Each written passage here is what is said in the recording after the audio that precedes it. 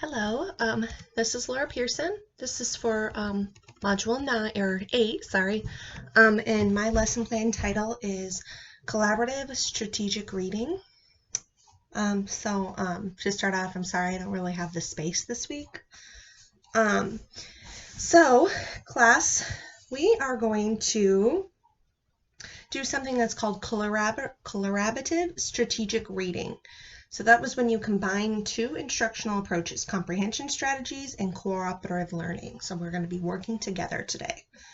So here is a copy of the collaborative strategic reading chart.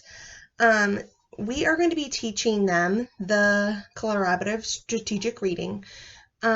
Collaborative means working together, and that strategic reading is a plan or strategy for understanding and remembering what they read.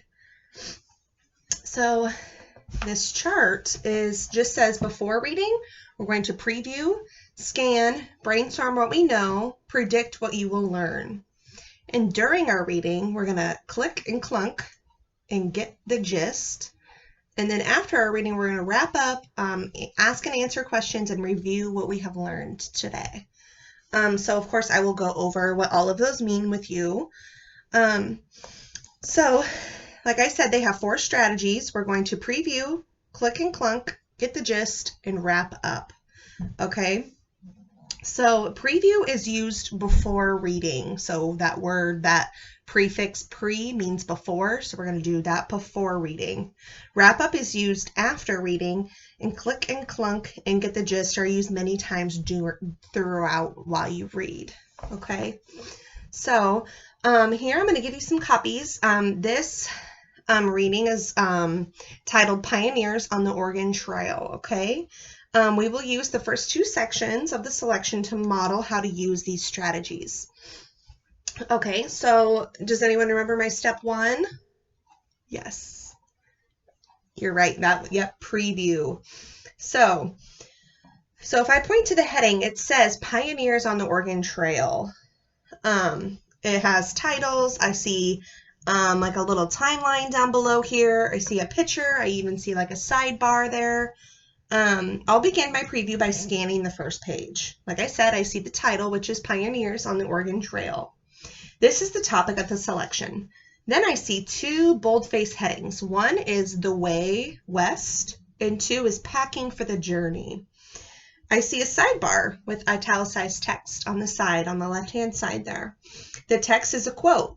Below the quote, I see a picture of a covered wagon. At the bottom of the page, I see a timeline of historical events. Okay, so next thing, we've kind of previewed the text, so now we're going to just do some brainstorming of what we may already know.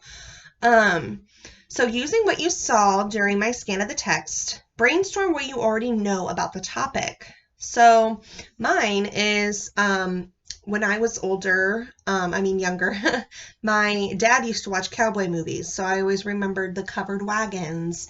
Another thing that I might know is that pioneers traveled. They always travel from east to west. That kind of goes along with that title that was talking about way to west. So that's kind of what I'm brainstorming of what I already know. So the next thing we're going to do is predict what you will learn. So we're going to take from what we previewed in the text, and we're going to predict what we are going to learn about this article. So after you think about what you already know about the topic, then predict what you will learn from what you are reading. Predictions are based on clues in the text and what you already know about the topic. So when you make a prediction, you then tell what makes you think so. Based on the title, headings, and picture of the covered wagon, I predict I will learn about the pioneer's journey west to Oregon in covered wagons. And then based on the quote, I predict I will learn what the journey was like for the pioneers. So what do you guys predict will happen in this story? Yes. Okay. Yeah, you predict that the pioneers are going to travel from east to west, like I stated. Yeah, that's a good prediction. Okay, so now we're going to just dive in and kind of start reading.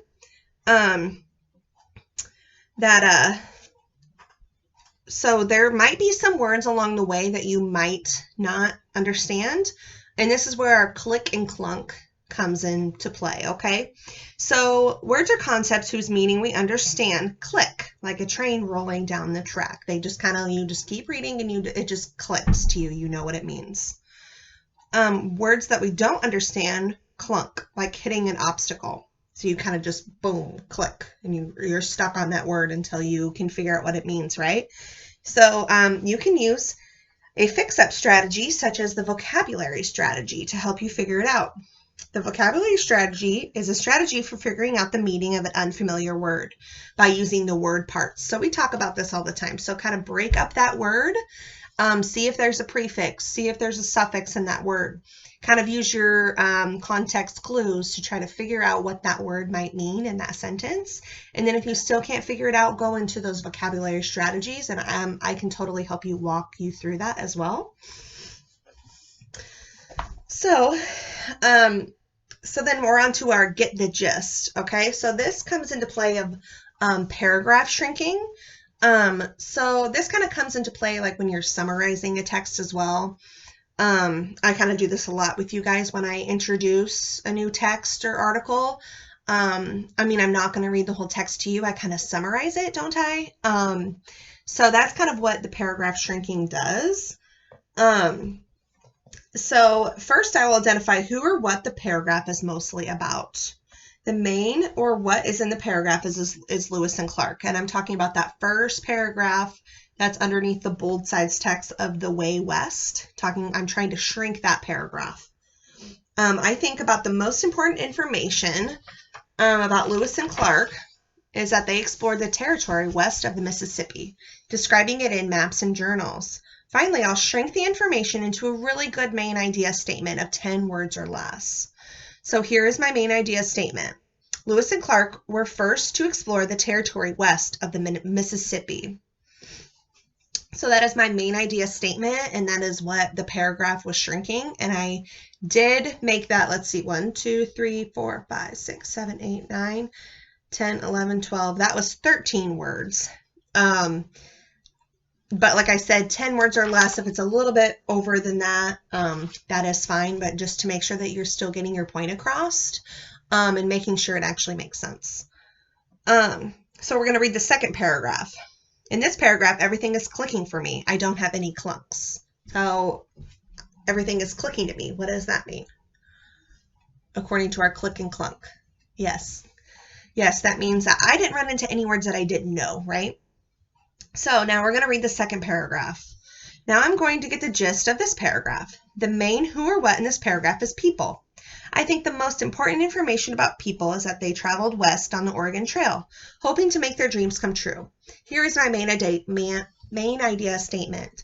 People traveled west on the Oregon Trail, hoping to make their dreams come true. Oh, I have 14 words, and I'm allowed to have only 10. I have to shrink it, right? People traveled west, hoping to make their dreams come true. Now that is 10 words. See, that works out perfectly for your main idea statement for that paragraph. So our next one, underneath the bold statement of packing for the journey. I have a clunk. I am not sure what the word belongings means. Print the word. I'm going to print my word on my board, okay? Step 1 of the vocabulary strategy says to look for context clues. The word personal in the same sentence might be a context clue. In the 6th sentence, special treasures might be a context clue. Belongings could be special personal things. So step 2 says to look for word part clues. I see 2 word parts, the root word, belonging, and the suffix ings. So remember I said to look for that suffix and the prefix in that word to help you understand. So the root word of belongings is belong. So if something belongs to you, you own it, right? If it's my belonging, that's mine. I own that object. So I'm going to substitute what each person owned for personal belongings. So belongings is what a person owns, right? So see, I worked through those steps with the vocabulary strategies, okay? So after I've let you guys kind of finish it, after our reading, the wrap up now, which is after our reading, has 2 parts, asking and answering questions and reviewing what they have learned today. okay? So when you ask and answer questions, you think about the kinds of questions the teacher might ask you on a test. So I'm going to ask you guys some questions, and then you're going to focus on any main idea statements or gists. I'll begin each question with who, what, when, where, why, or how.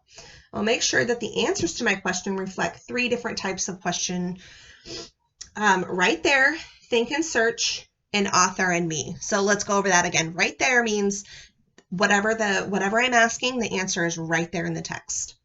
Think and search, kind of what it sounds like. Whatever the question is, I have to go through the text, think about it, the question, and then I have to search through the text to find that answer. So that one might take a little bit more time. And then author and me. So that one, it's kind of like your opinion. You're kind of relating to the author and how they felt while writing this article, okay? So my first question is, who explored the territory west of the Mississippi in the early 1800s? So go ahead and take some time and try to find that answer. Whenever you have that answer, give me a thumbs up. Yes. Lewis and Clark. Yeah, that is correct. So which one do you think would that type be, the QAR? Would that be right there, think and search, or author and me? Mm-hmm. Right there, you're right. That was right there in that first paragraph. You're right. So what did pioneers leave behind? Next question. What did pioneers leave behind? Go ahead and take some time.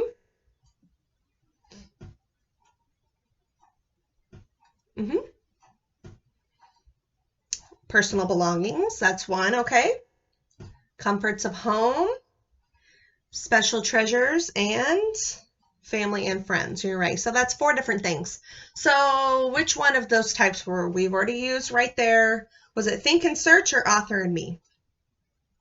Think and search, you're right. That one kind of took a little bit longer because we had to go through and there was multiple answers to that question, right? There was 4 parts to that question. So that one took a little bit longer. So last question, why do you think people were willing to pack up and head west?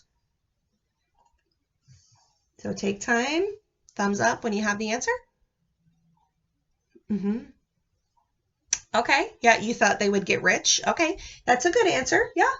So what kind of type was that? Author and me, you're right. I'm kind of relating to the author. Like I said, it was kind of like your opinion type of things, right? So in the second part of wrap up, you review by noting the important information that you learned. So both of my brainstorms and both of my predictions were confirmed in the text. I predicted that I would learn what the journey was like for the pioneers, specifically about how and what they packed. From the text, I learned that it was a long journey and that the pioneers could pack only the essentials that would fit in the wagon. Okay, so at the end, you always want to reflect on what you've learned. Go back to your predictions. Were you right or were you wrong? And is it okay for your prediction to be wrong? Yes. So a prediction is just kind of a guess. You're guessing. So yeah, it is completely okay for you to be wrong. But I want you to make sure, be able to go back and reflect on your prediction. Were you right? Were you wrong? And why? Okay, so we are going to, you guys can go to your seats and individually, we're going to be doing the same exact steps for our strategies. And then I will be around the classroom to answer any questions that you may have, okay?